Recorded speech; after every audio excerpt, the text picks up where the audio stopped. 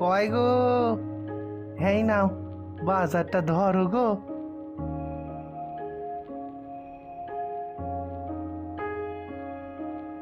কি গো, আজ এত তাড়াতাড়ি বাজার থেকে ফিরে এলে?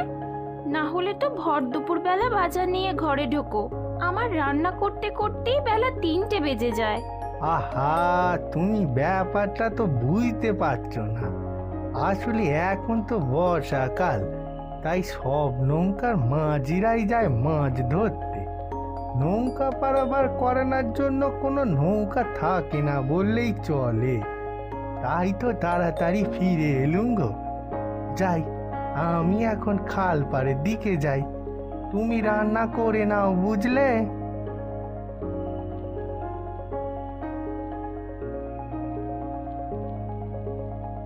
আচ্ছা ঠিক আছে, তুমি যাও, আমি তাড়াতাড়ি রান্না বান্না সব সেরে ফেলছি।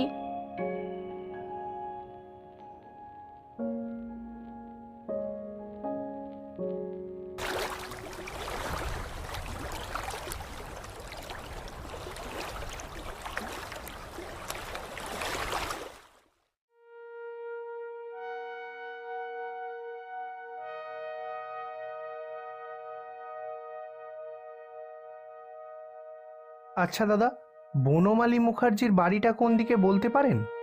বনমালী মুখুজ্জে? না, ঠিক চিনি না। আপনি ওই দিকে জিজ্ঞাসা করুন।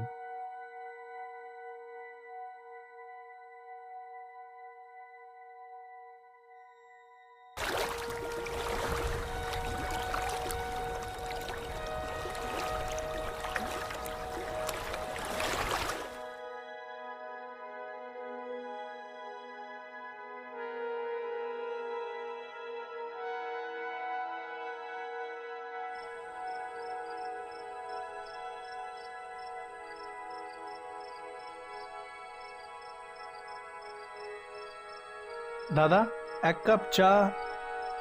দিচ্ছি, বসো।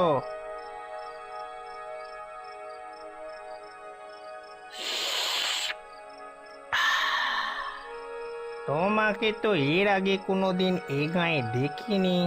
আসলে আমি যাব বনমালী মুখার্জির বাড়ি। আমি ওনার ছেলের বন্ধু। আমরা একসাথে কলকাতায় হোস্টেলে থেকে পড়াশোনা করি। আজ ওর বোনের বিয়ে, তাই ওকে আর স্টেশনে আনতে আসার জন্য বিরক্ত করিনি। ভেবেছিলাম ঠিক খুঁজে খুঁজে চলে যাব, কিন্তু পথে অনেককেই জিজ্ঞাসা করলাম, কেউই ঠিক মতো বলতে পারল না। বনমালী মুখুজ্জে? সে তো পাশের গ্রামে থাকে গো। এখান থেকে খানিক দূরে গিয়ে তুমি একটা খাল পাবে, সুবর্ণ খাল। নৌকা করে সেই খাল পারাপার করে ওপারে গিয়ে রিক্সা ধরলে ওরা তোমার ঠিকানায় পৌঁছে দেবে। ঠিক আছে, আমি আসছি তাহলে। অনেক ধন্যবাদ আপনাকে।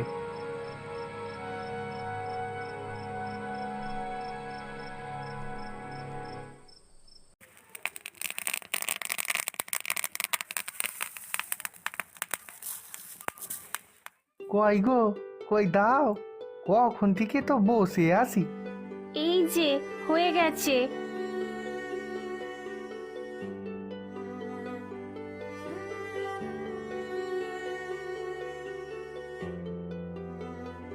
এই নাও, এতে কিছু খাবার বেঁধে দিলাম।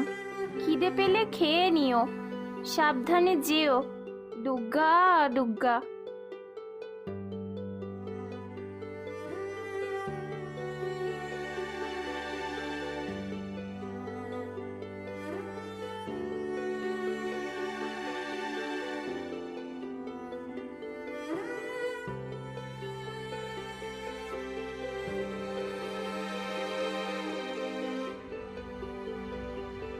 না, অনেকক্ষণ ঠিকা বসে আছি।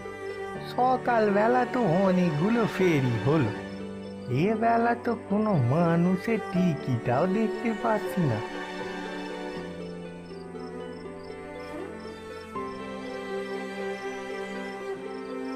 ও মাঝি ভাই, মাঝি ভাই, যাবে?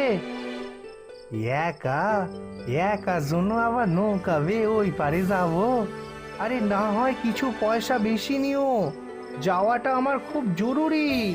আচ্ছা আচ্ছা ঠিক আছে, উঠে এসো।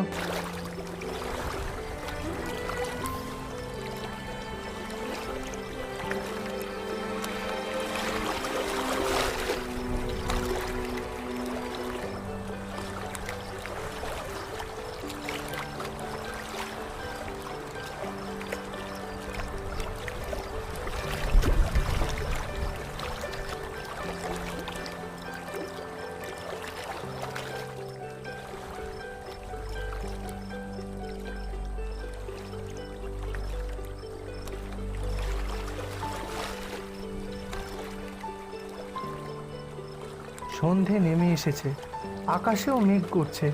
কখন যে গিয়ে পৌঁছাবো কে জানে। এত অস্থির অস্থির কেন করছো বাপু? কোথায় যাবে তুমি? আমি যাব বনমালী মুখার্জির বাড়ি। আজ ওনার মেয়ের বিয়ে। আমি কলকাতায় থাকি, এখানকার কিছুই চিনি না। এক চায়ের দোকানি আমাকে বলল ওপারে গিয়ে রিক্সা ধরলে নাকি তারা আমাকে ঠিকানায় পৌঁছে দেবে।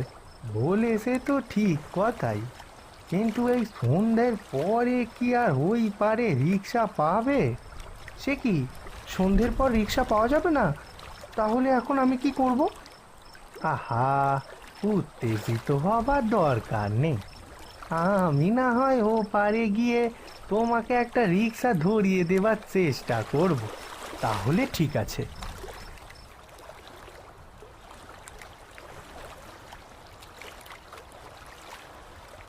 এই ঘাটে নামলে প্রভু রিক্সা পাওয়া যেতে পারে।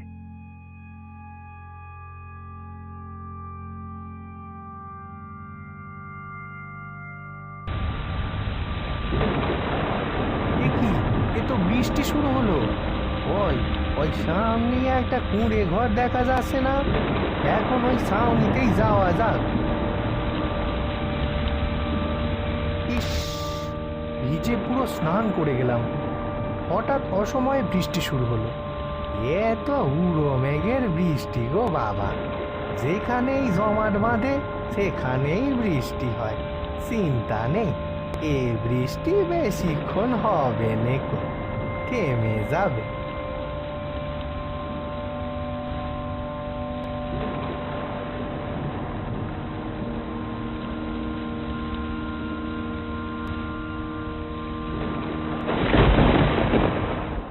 না যে এইখানে এই কুঁড়ে ঘরে লোকটা টিকে।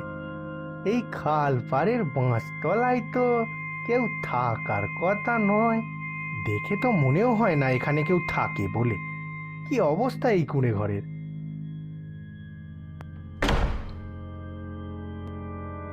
কে বলেছে এখানে কেউ থাকে না? এটা আমার কুঁড়ে ঘর। তোমরা বাইরে দাঁড়িয়ে কেন? ভেতরে এসো। এই খাল পাড়ের বাঁশতলায় একা একটা মহিলা, তাও এই কুঁড়ে ঘরে বাস করে। মহিলাটিকে কেমন যেন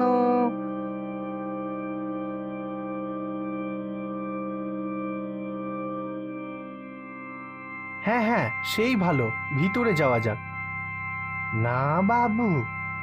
কেন, কি হবে? মহিলাটি পায়ের দিকে দেখো।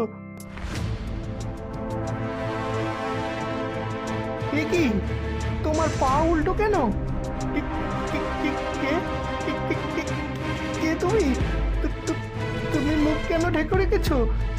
আর তোমার পা দুটো উল্টো কেন?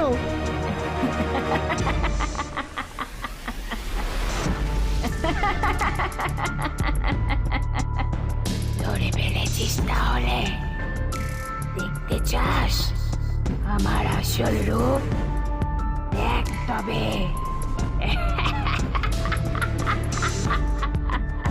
উড়িয়ে উড়িয়ে উড়িয়ে উড়িয়ে বাবা রে!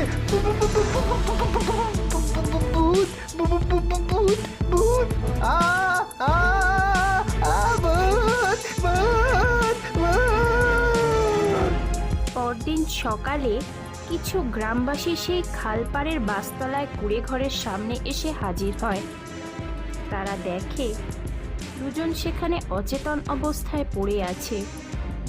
সেখানে বনমালীবাবু ও তার ছেলে কমলও এসে হাজির হয়।